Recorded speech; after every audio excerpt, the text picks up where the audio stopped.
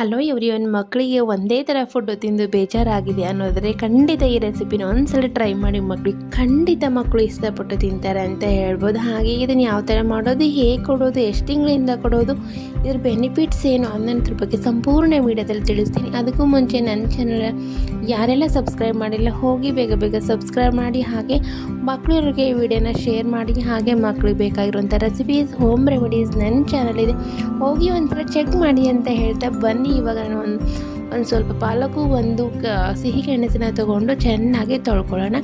ಹಾಗೆ ನಾನು ಇವಾಗ ಒಂದು ಸ್ಟವ್ ಆನ್ ಮಾಡಿ ಒಂದು ಕುಕ್ಕರ್ನ ಇಟ್ಕೊಂಡು 1 ಟೇಬಲ್ ಸ್ಪೂನ್ ಅಷ್ಟು ತುಪ್ಪನ ಹಾಕ್ಕೊಂಡು ಅದಕ್ಕೆ ಜೀರಿಗೆ, ಸಾಸಿವೆ ಹಾಕ್ಕೊಳ್ಳೋಣ. ಹಾಗೆ ಒಂದು 2ರಿಂದ 3 ಬೆಳ್ಳುಳ್ಳಿನ ಹಾಕ್ಕೊಳ್ಳೋಣ. ಹಾಗೆ ಹೆಚ್ಚಿಟ್ಕೊಂಡಿರುವಂಥ ಈರುಳ್ಳಿನ ಸಹ ಸೇರಿಸ್ಕೊಳ್ಳೋಣ.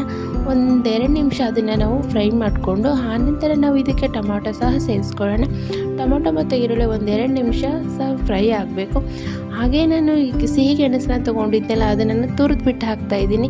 ಹೆಚ್ಚು ಹಾಕಿದರೆ ಏನಾಗುತ್ತೆ, ಸ್ಮೂತಾಗಿ ಅದು ಬೆಂದಲ್ಲ. ಹಾಗೆ ನಾನು ಇವಾಗ ಪಾಲಕ್ ಸಹ ಸೇರಿಸ್ಕೊಳ್ತಾ ಇದ್ದೀನಿ. ಹಾಗೆ ಇದನ್ನು ಮಕ್ಕಳಿಗೆ ಕೊಡೋದ್ರಿಂದ ಏನೆಲ್ಲ ಬೆನಿಫಿಟ್ಸ್ ಇದೆ ಅನ್ನೋದ್ರ ಬಗ್ಗೆ ಹೇಳ್ತೀನಿ. ಹಾಗೆ ನಾನು ಒಂದು 5 ನಿಮಿಷವರೆಗೂ ನೆನೆಸಿಟ್ಕೊಂಡಿರೋಂಥ ಅಕ್ಕಿನ ಸಹ ಸೇರಿಸ್ಕೊಳ್ತಾ ಇದ್ದೀನಿ. ಹಾಗೆ ಒಂದು 2 ನಿಮಿಷ ಇದನ್ನು ಫ್ರೈ ಮಾಡಿಕೊಂಡು ಇದಕ್ಕೆ ಬೇಕಾಗುವಷ್ಟು ನೀರನ್ನು ಸಹ ಸೇರಿಸ್ಕೊಂಡು ಒಂದು 2 ನಿಮಿಷವರೆಗೂ ನಾವು ಕೈ ಆಡಿಸ್ಬಿಟ್ಟು ಅದಕ್ಕೆ ರುಚಿಗೆ ತಕ್ಕಷ್ಟು ಉಪ್ಪು, ಚಿಟಿಕೆಯಷ್ಟು ಅರಿಶಿನ, ಚಿಟಿಕೆಯಷ್ಟೇ ಖಾರ. ನೀವು ಖಾರ ಸ್ಕಿಪ್ ಮಾಡ್ಬೋದು, ಖಾರ ಕೊಡ್ತಾ ಇಲ್ಲ ಅನ್ನೋದಾದರೆ ನೀವು ಪೆಪ್ಪರ್ ಪೌಡ್ರ್ ಹಾಕ್ಬೋದು. ಹಾಗೆ ಇದನ್ನು ನೀವು 8 ತಿಂಗಳು ಮಗುವಿಂದಲೇ ಕೊಡಬೇಕು.